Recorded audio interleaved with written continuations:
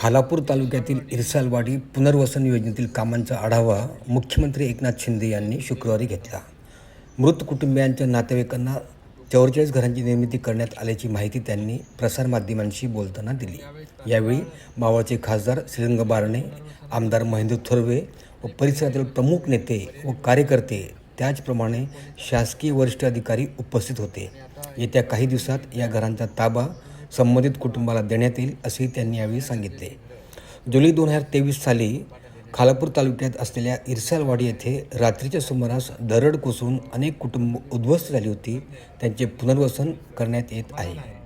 की झालेली घटना तर दुर्दैवी आहे, परंतु जे आता नातेवाईक जी आहेत त्यांची राहण्याची कायमस्वरूपीची व्यवस्था आहे ती सिडकोने अतिशय चांगली उत्तम केलेली आहे.